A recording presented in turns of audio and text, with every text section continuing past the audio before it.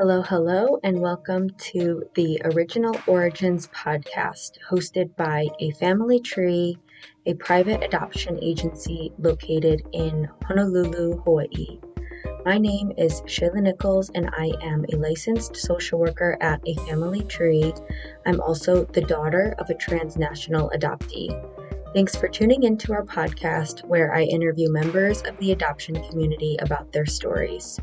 The reason this podcast is called Original Origins is because every adoption story is unique, and although as practitioners we sometimes generalize adoption experiences, we also recognize that no two stories are the same. Thanks so much and enjoy this episode. Today we have our second guest on the Original Origins podcast. Our guest today is Noelani Lommasson. She is also a social work intern here at A Family Tree. She is about to graduate with her Bachelor of Social Work from the University of Hawaii at Manoa Thompson School of Social Work and Public Health. She has been with us for a year and a half. She's done 3 semesters with us, so I've had the pleasure of getting to work with Noelani for quite some time now, and she's been so helpful in supporting the social work department here at A Family Tree. So, um, yeah, we'll get into it and she'll tell us more about her story and where she is planning on going with her social work degree. And let's get into it. Um, Noelani, thank you for joining us today. Welcome to the Original Origins podcast. You're our second guest, so you should feel honored. Uh, why don't you start by telling us a little bit about yourself and anything that you want to include, but specifically anything you want to share about your adoption story? Yeah, for sure. Thank you for having me on this podcast. Yeah, so my name is Noelani Lommasson. So I was adopted from China in 2002. So I was about 13 months old. I'm from the Jiangsu province. Um, but yeah, so my parents, they had already had their own 2 kids, and then they just decided they felt like they wanted to adopt, so they began that process, and I was adopted through Holt International. So yeah, they got me when I was 13 months old. And then a lot of times in the adoption process, there's usually a lot of families that are all going to China at the same time. So my parents got to mingle with some of the other parents, and they actually met another couple who were adopting at that time. And that couple actually ended up starting a foster care program in China. And so they reached out to my family, my parents, to be involved with it as well. And so they got to be involved with it, which my parents were involved for about 15 years. And through that, my dad actually met my younger sister who was in the foster care program. Your biological sister. Not my biological sister. She is also adopted. Oh. So yeah, so we were adopted from different provinces. But yeah, that's how my dad met her. And so he knew her, I think, a couple years before actually adopting her. And then because she had a medical issue or like something that needed to be, she had to go have surgery for, and that was only in the US. They were looking for her to get adopted, and my parents decided to adopt her as well. So my whole family actually went in 2010, including my older brothers, to China to go get her from China and then bring her back in so that she could have that surgery. And so yeah, and then my parents were involved with that adoption agency. But yeah, I guess like yeah, the beginning of me my origins in terms of adoption. Yeah. Cool, very cool. And the foster care program that your parents worked with, that was in China, they would find foster families for kids in China in the foster care system. Yeah, so they had staff in China, one of them, she reached out, I think, to the other couple and asked if they could like kind of support and help with this.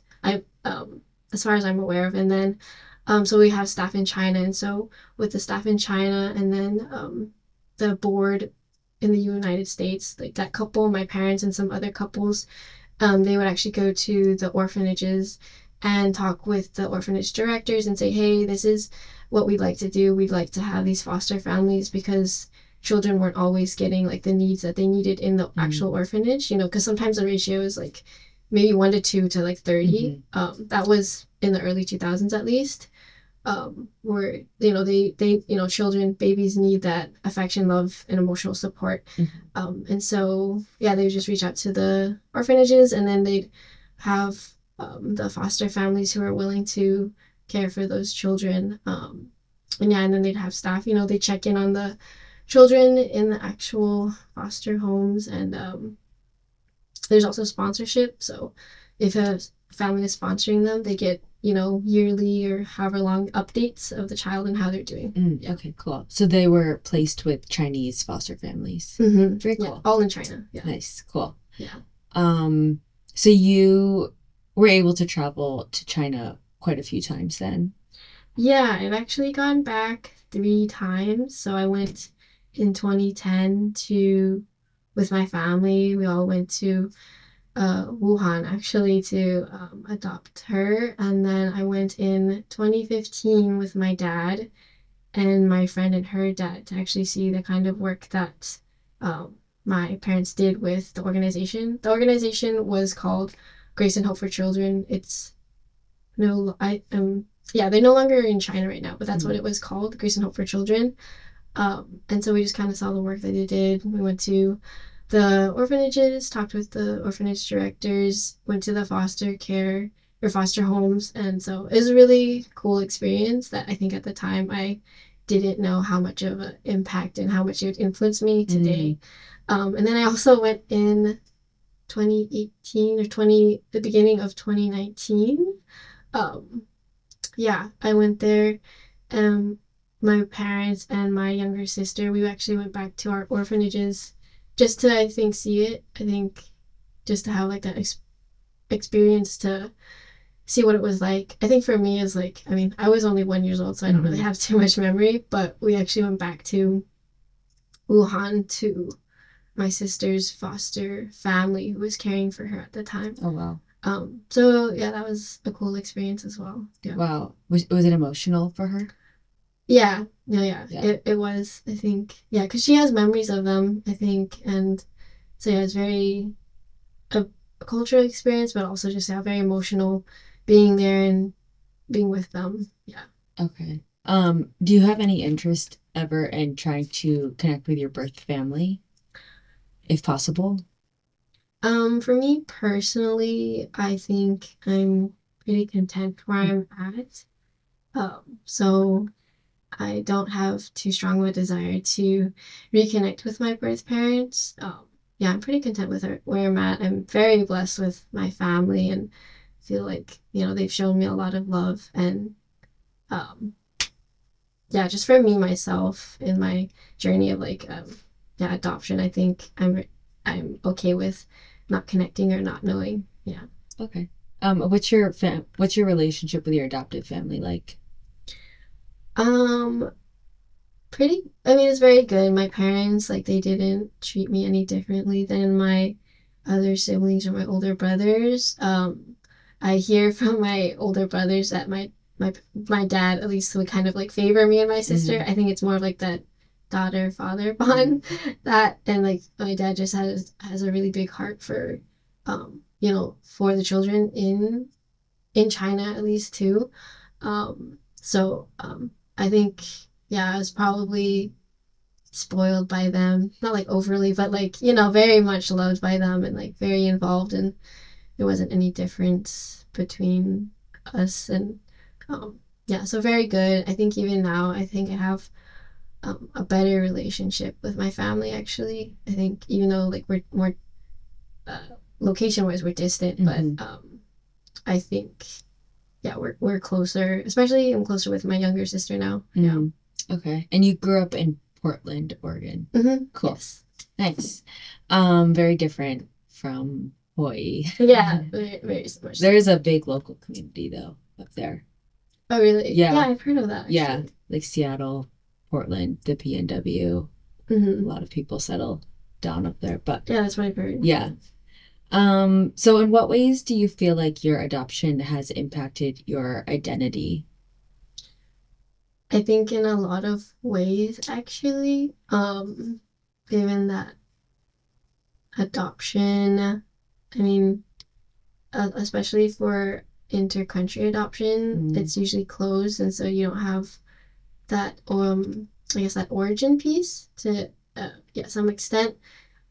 Especially for Chinese adoptees, I think oftentimes they all they know is that they were most likely found somewhere and then taken to the orphanage and then adopted.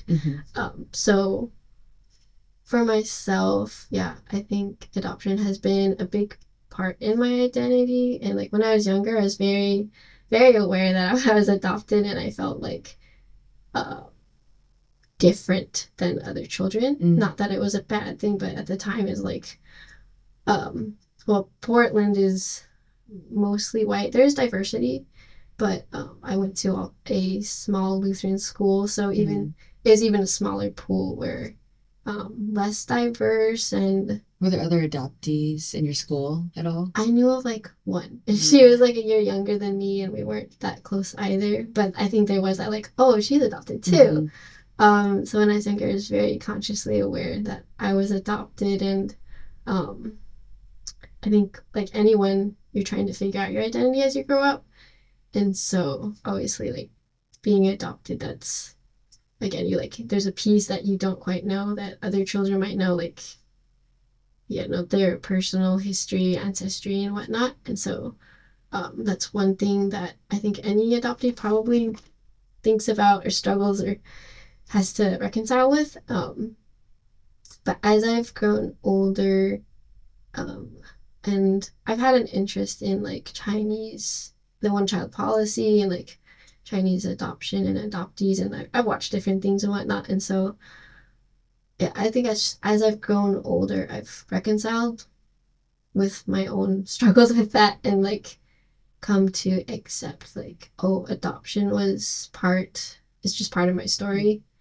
And again, very blessed with like my family, and so I think that also contributes to it. But also, um, yeah, I think just being okay with that and knowing that my family loves me, and yeah, like all within that. And so yeah, it's still part of my identity, and I think I've embraced it more. So yeah, it'll always be part of your identity. Yeah. Okay, cool.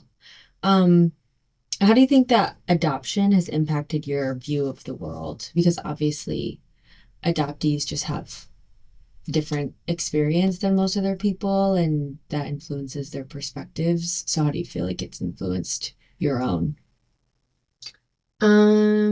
Yeah, it's definitely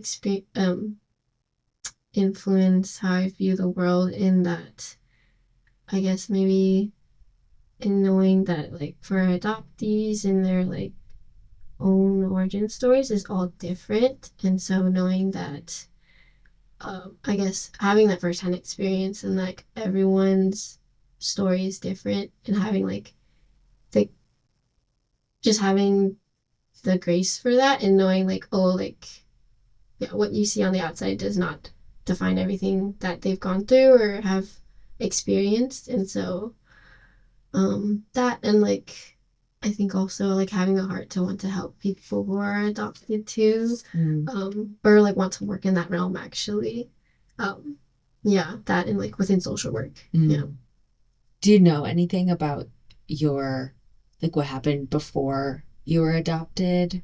Is that in your file? Have you seen your file? I have. I think the only thing that it said, I mean, I think I kind of remember, is that I was found in front of this kindergarten that was nearby the orphanage. And so we actually, in 2019, we actually visited that kindergarten. Um, and so it's interesting. It's like, I guess it's just interesting to be there and be like, oh, this is like where it's found. And in a sense, like that was like a starting point for me. But that's, I think, all that is written. And then it just has like, normal like health diagnosis kind of things that I know of. Yeah. So not really too much. But again, that's also different for everyone too. So yeah. But that's all I know. Yeah. Wow. Okay. Um, so you mentioned uh having like being inspired to help people through social work. Is your adoption the reason that you decided to pursue social work, or was it because your like your all the things that your parents did as you were growing up? Like what made you decide to do social work as opposed to anything else? Yeah, I think my adoption did, but I think more so, yeah, the work that my parents did with that organization, just because I had gone in 2015 with my dad to see the kind of work that they do, and I think the biggest thing was like to see. I remember like this foster family there. They were caring for I think like three children with special needs, and like that's a lot to take on for any parent, I think. But for this family to be willing to like care for them and like love them as their own children, um, I think was really cool for me to see. Because I think at that time too, I had like at that time I had like this perspective of, oh, because I was put up for adoption, like that's how it was for like all families, was like you're not wanted kind of thing. But then to see like these families actively like personally choose to care for these children was eye-opening for me. And so I kind of felt like I wanted to do that kind of work, is just help children in adoption, yeah, be able in other foster care or in the adoption process, just to help them alongside them. Because I again, like personal experience, but I just feel like, yeah, wanting to help people. Yeah. Yeah. Yeah, being able to be in that position is a blessing, but it's always very heavy. Mm-hmm. So I mean, you're graduating with your BSW in May. It's almost Yeah. May. Mm-hmm. Very soon. You said your whole family's coming to watch you graduate, right? Yeah, I'm actually very excited Yay. that they are coming. Cool. Is it all their first? You said it's not their first time in Hawaii. Yeah, for most of my family, they visited the islands at least once. For my oldest brother, it'll be his first time, and he's coming with his wife and child. So that'll be cool, and just Cool. yeah, it's just be cool to have them all here together, because we're not often all together, and we're kind of spread around in the States. So yeah, it'll be cool to So have them all here. exciting. Yeah. Cool. I love graduations. I feel like it's a very like graduations and weddings are always so it's just like a feeling of like a new chapter. Mm-hmm, mm-hmm. Yeah. So what's something that you've learned about adoption since working at a family tree? Because you've been here for almost a year and a half. Yeah, it'll be a year and a half, I Yeah. think. Mm-hmm. Wow. So you've been here the longest out of all of the social work interns. So what's something that you've learned since in the last year and a half? I think probably the biggest thing is learning how intertwined trauma is with adoption. I guess that's something I hadn't completely thought of for some reason. And so I think just understanding that, oh, adoption and things surrounding it that a child can go through is traumatic, and like taking that into perspective when adopting, and being, yeah, I think just understanding of that. And yeah, that's something that I think I'm actually very grateful that I got to learn about while being here at AFT, and how that I think about that within my own adoption, or my sisters, or anyone else who is being adopted or deciding to adopt. Yeah. Yeah. Yeah, it is something we talk about a lot. Yeah. Yeah, because it is important for adoptive parents who are considering adoption to know that it's a possibility. Of course, it's not everybody.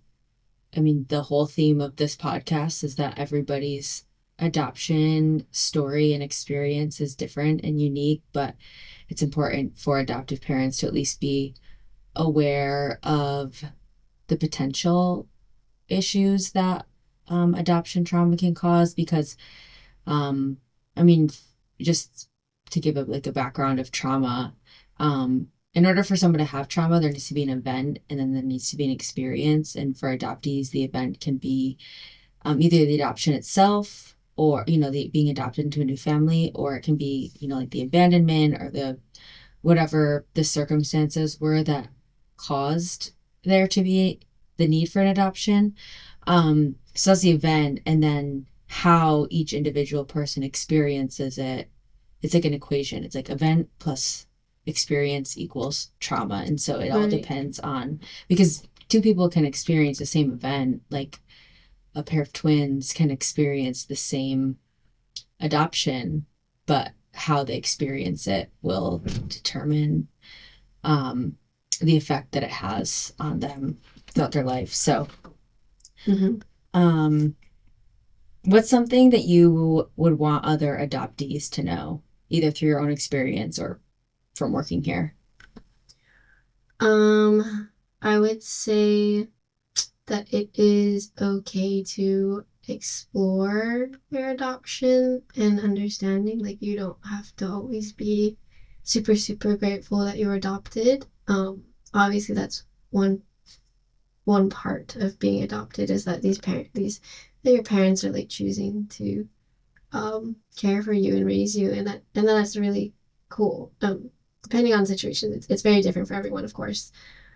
That but so you don't always have to be grateful, but to be okay with like wanting to explore what your adoption looked like, and like was it open or closed, like do you have access to documents or information about your background, because yeah, as I've read more and more about um, adoption here, I've seen that like yeah, it's very impactful to have like an open adoption or to have that information, especially with again, I think it ties back to identity, like figuring out your identity, and yeah, knowing that you don't always have to just be grateful with it. There's so many other factors tied into it. Yeah. Mm-hmm. And what's something that you would want people who are considering adoption to know, the parents?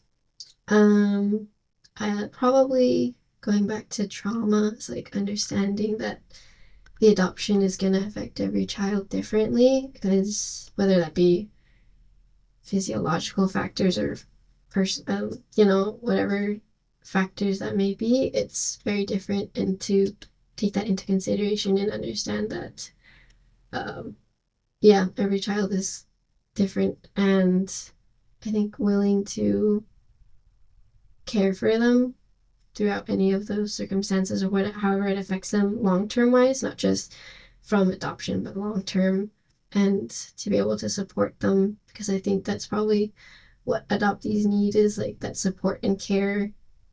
Um, yeah, because again, adoption is already a big thing for any child to go through. It's like you're moving from one environment to a completely new one and totally different factors. Mm-hmm. Yeah. And what's a book, movie, TV show, any media really, about adoption that you feel accurately represents your experience as an adoptee, if there even is one? I don't know if I've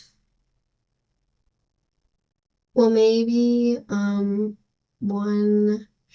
movie that Netflix did was called Found. I don't know if you saw Mm, it. I don't I don't know if it like maybe like accurately describes my own adoption experience, but I think it's very close related to me, just mm, because it's about these three girls who were adopted from China around the same time, or about the same time. But they find out through DNA testing that they're actually like cousins, I think. Um, and so it's just their journey of finding each other, and then also being interested in finding their adoptive or their biological families. So I think that one is just interesting. I think to see hear their personal stories and then their process of like wanting to find their biological parents. I don't know if any of them did, and but at the same time, I think it's really cool. I think it does put a new perspective of like their actual personal perspectives of what that is for them and how they work through that. Also, like it's cool to see like that they find each other. So that one was a good one. I actually read a book too. So I only know stuff related to like Chinese adoption. Another book that I really liked, I think that maybe doesn't resonate with me, but is I think insightful, is called China's Hidden Children by Kay Ann Johnson. I wrote down. Um, I think I like it because it does give more perspective of the many different mothers who have to give up their children and the different circumstances. Like it's not all just, oh, I didn't want this child.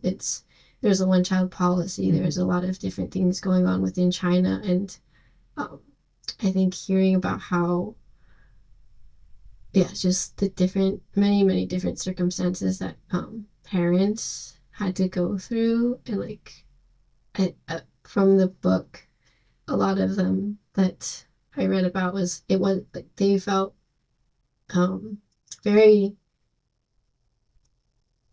I think in a way like they were very kind of guilty or very resentful to have to give up their child. Like it wasn't like their first option. They weren't like, oh, I'm gonna give up this child. It was a lot of debating and like having to really consider different things, and like it just like lived with them for the rest of their lives. Like the child was not ever forgotten in their memories or anything. So that was also a really good um, book that I read that is based on a lot of research done in interviews. Yeah. Wow. Okay. I will link both of those resources in the show notes so that whoever's listening can access them themselves. But I never watched Found, but I have heard about it. And it's interesting that they, this is true, I think, actually, for a lot of movies that I've watched, about adoptees who pursue or consider pursuing reunifying with their birth parents. And that there's this another documentary on Netflix called Wonder Boy about Olivier Roustan, the creative director of Balmain, the French like luxury design house company, whatever you want to call it. And in his story also, they don't, in the end, there's no closure about whether or not he actually decided to reunify with his birth mom. It's more about like the process of considering it and like going through it, and not necessarily the the moment that they reunify, but everything that kind of leads up to that. So, um, okay. So what are your plans after you graduate? Do you have any? I do. After graduating from my undergrad, so I'm getting um my majors are currently social work and Chinese, so I'll be graduating with both of those degrees. Congrats. Thank you. And then I plan to I finally just got my acceptance to UH Manoa to come do my master's at advanced standing. So it'll only take a year, thankfully. Very cool. Congrats. So yeah, awesome. So you're going to do the social work, get your MSW from UH. Very cool. Awesome. Yeah. That's so exciting. Are you going to, do you know what's your, like if you had to explain what your dream job would be after graduating, do you know what that is? That's a very good question. I don't think I quite know what would be my dream job. I think I want to try different jobs to see what I like. Yeah, I think I still do want to work in child and family. But yeah, where exactly, I'm not quite sure yet. I mean, again, like my original idea was to work in adoption and foster care, but I'm open to expanding that into other areas as well. But yeah, so I just want to be able to explore and try different jobs and see where I feel is right. Yeah. That's good. Yeah. I mean, the beauty of social work is that you can do truly anything. But yeah, and it's good. I think it's good to experience different things just because if nothing else, you'll learn what you don't want to Right. do. Yeah. So, but we've loved having you for the last year and a half, and thank you so much for being on our podcast. We're very grateful for everything that you've done for us and the perspectives that you've shared as an adoptee. We haven't had, you were the first. I mean, since I've been here, you were the first intern that Really? we had who was an adoptee. So obviously, I haven't been here that long, but so yeah, so thank you so much. And we look forward to seeing where you go in your career. Thank you. No, yeah. Thank you for having me here at AFT. I've definitely learned a lot and about the adoption process here within Hawaii, and so it's been very eye-opening to learn a lot of different things. So I'm very grateful for a family tree and everything they provided as well. Okay, awesome. Thank you, Noelani. Thank you so much for listening to today's episode. Please remember to subscribe and leave a rating or review. Follow our socials at A Family Tree. And if you have any feedback or know someone that should be featured on this podcast, please head to our website, afamilytree.org, and fill out the form on our podcast page. If you'd like to make a donation to our organization, you can do so on our website as well.